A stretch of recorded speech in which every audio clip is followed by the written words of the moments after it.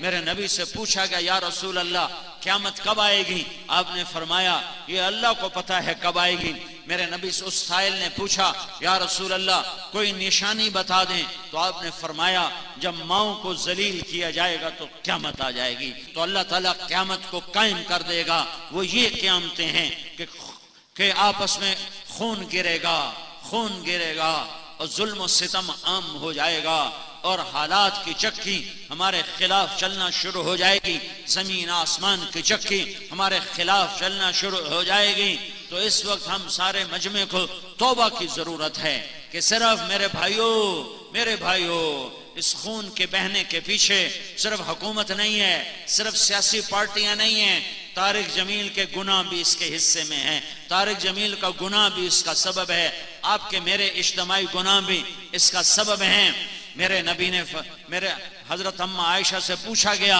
اماں جان زلزلے کیوں آتے ہیں؟ تو حضرت عائشہ نے فرمایا جب موسیقی کی محفلیں سجائی جاتی ہیں، جب گانا بجانا عام ہوتا ہے اور شراب کھلے عام پی جاتی ہے اور زنا بے غیرتی کے ساتھ زنا کیا جاتا ہے، تو اللہ تعالیٰ زمین کو ہلا دیتا ہے اور اسے کھسکا دیتا ہے۔ جب زنا بے غیرتی کے ساتھ کیا جاتا ہے، زنا کرنے والے کو ندامت نہیں، نہ مرد کو نہ عورت کو، شراب پینے والے کو ندامت نہیں، اور جوا کھیلنے والے کو ندامت نہیں، اور چرس بیچنے والے کو ندامت نہیں، اور ہیروئن بیچنے والے کو ندامت نہیں، اور ڈاکہ ڈالنے والے کو ندامت نہیں، اور قتل کرنے والے کو ندامت نہیں، تو میرا اللہ ناراض ہو کر نظام کو الٹا دیتا ہے۔ عزت تخذ الفیء دولا، ایک حدیث بھی سن لو، جب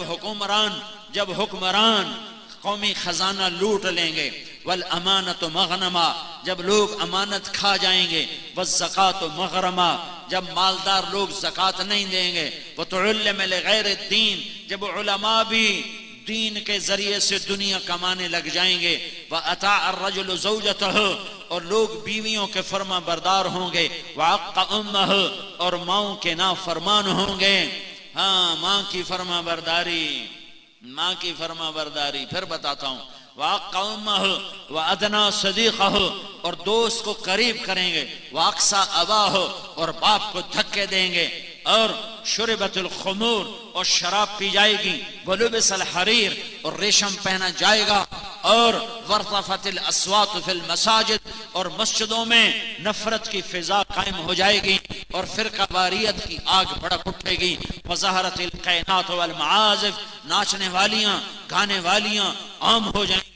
محترم ہو جائیں گی، معزز ہو جائیں گی۔ جب یہ سارے کام ہوں گے تو پھر میرا اللہ اپنے عذاب کے دروازے کھول دے گا، غضب کے دروازے کھول دے گا۔ جب تک توبہ نہیں کریں گے اللہ کے دروازے نہیں کھولیں گے۔ میرے نبی نے فرمایا کاش میری ماں زندہ ہوتی۔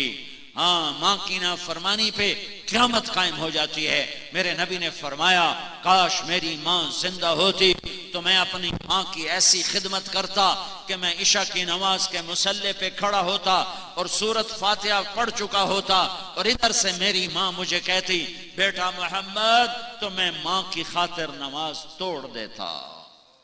یہ میرے نبی کے اخلاق ہیں، اور ہم نے کیا کیا؟ ایک دوسرے کے خون کے پیاسے ہو گئے۔